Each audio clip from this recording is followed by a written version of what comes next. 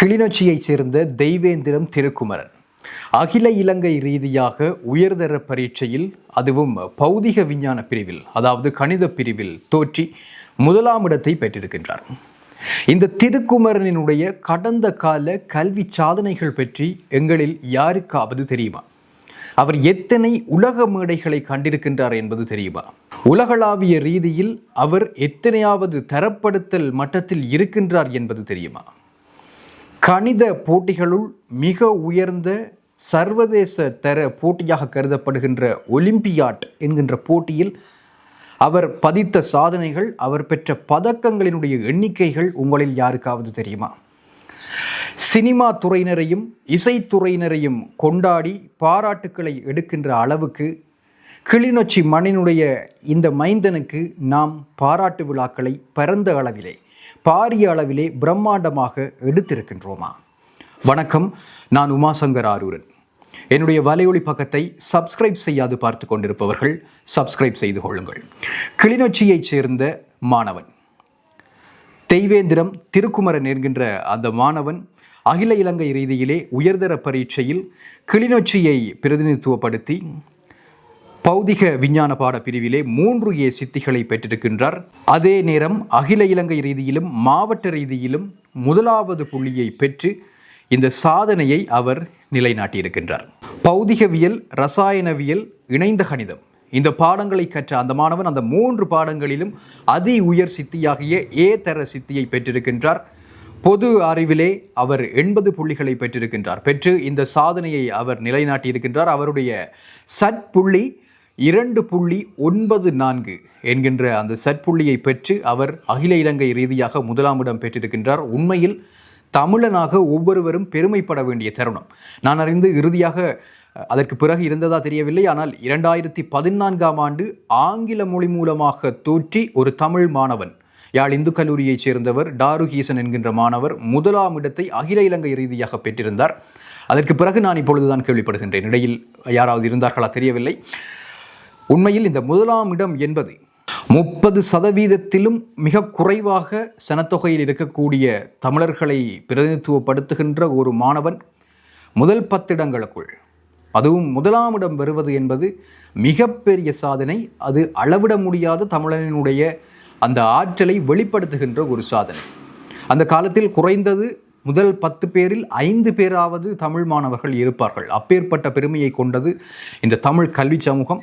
அந்த கல்வி சமூகத்தினுடைய பெருமையை மீண்டும் ஒரு முறை நிலைநிறுத்தி இருக்கின்றான் கிளிநொச்சியினுடைய இந்த மைந்தன் திருக்குமரன், தெய்வேந்திரம் திருக்குமரன்.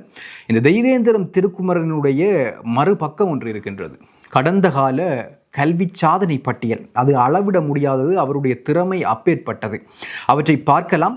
அந்த திறமைகளுக்கு எவ்வளவு அங்கீகாரத்தை இந்த சமூகம் வழங்கியிருக்கின்றது என்பது தொடர்பான உங்களுடைய கருத்துக்களை பதிவிடுங்கள். அது தொடர்பாக நாங்கள் கலந்துரையாடுவோம்.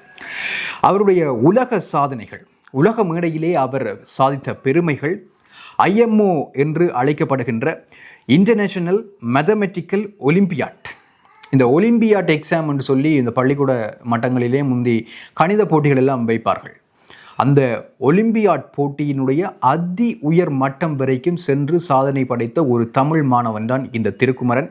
2024ஆம் ஆண்டு ஒலிம்பியாட் போட்டியில், அதாவது சர்வதேச ஒலிம்பியாட் போட்டியிலே வெண்கல பதக்கத்தை பெற்றவர். உலக தரவரிசை, இந்த ஒலிம்பியாட், இந்த கணித வினாடி வினா போட்டிகளினுடைய அந்த தர வரிசையில் 283வது இடத்திலே இருக்கின்றவர். அதாவது உலகளாவிய ரீதியில் 283வது என்கின்ற உலகில் இருக்கக்கூடிய அந்த லட்சக்கணக்கான அந்த திறமைசாலிகளுக்குள் அவர் 283வது இடத்திலே இருக்கக்கூடிய ஒரு தமிழ் மாணவன் என்பது எவ்வளவு பெருமை மிகுந்தது என்பதனை சிந்தித்து பாருங்கள். இலங்கை தேசிய அணியினுடைய முக்கிய உறுப்பினர், அதாவது இந்த ஒலிம்பியாட் டீமினுடைய, இலங்கை அணியினுடைய ஒலிம்பியாட் டீமில் இவர் ஒரு மிக முக்கியமான உறுப்பினராக இருக்கின்றார். தேசிய அளவில் பல்வேறு சாதனைகளை படைத்திருக்கின்றார். ஆண்டு வாரியாக அவருடைய சாதனைகளை கூறுவதாக இருந்தால் 2017ஆம் ஆண்டு Singapore international math olympiad challenge என்கின்ற அந்த போட்டித் தொடரிலே வட மாகாணத்தில் இருந்து தெரிவாகி இருக்கக்கூடிய ஒரே தமிழ் மாணவராக இருந்தார்.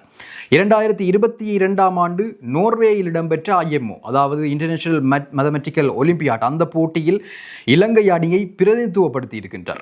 2024ஆம் ஆண்டு யுனைடெட் கிங்டம், இங்கிலாந்தில் இடம்பெற்ற இன்டர்நேஷனல் மேத்தமெட்டிக்கல் ஒலிம்பியாட் போட்டியிலே பங்கு பற்றி வெண்கலப் பதக்கத்தை பெற்று சாதனை படைத்து 283வது என்கின்ற உலக தரவரிசையில் அவர் இடம் பிடித்தார். 2024ஆம் ஆண்டு தேசிய கணித வினாடி வினா போட்டிகளிலே 4 பதக்கங்களை அவர் பெற்றுக் கொண்டிருந்தார். அதாவது இலங்கை மட்டத்திலே அவர் 4 பதக்கங்களை பெற்ற ஒரு தமிழ் மாணவர்.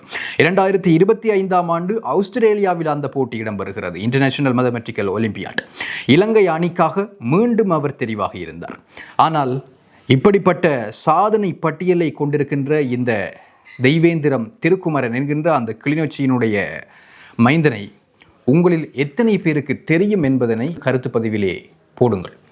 எவ்வளவு பேர் அவரை பற்றி கதைத்திருக்கின்றோம், அவருடைய சாதனைகளை பற்றி எவ்வளவு பேர் கதைத்திருக்கின்றோம்.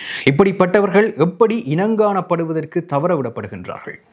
இவர்களுக்கு ஏன் பாராட்டு விழாக்கள் இடம்பெறுவதில்லை? பிரம்மாண்டமாக அவர்கள் ஏன் ஊக்குவிப்பதில்லை? இதுவும் தற்காலத்திலே இடம்பெற்றுக் கொண்டிருக்கின்ற இளைஞர் யுவதிகளுக்கு இடையிலான சீரழிவிற்கு ஒரு முக்கிய காரணமாக இருக்கின்றது. அதாவது அவர்களுடைய சாதனைகள், கல்வி சாதனைகள், பெருமைகள் போற்றப்படாமல் இருக்கின்றதா? ஒரு மாணவனை பாராட்டுவது என்பது வெறுமனே அவனை புகழ்வது அல்ல, அது ஒரு சமூகத்தை உயர்த்துவது, அந்த சமூகத்தினுடைய எதிர்காலத்தை செப்பனிடுவது.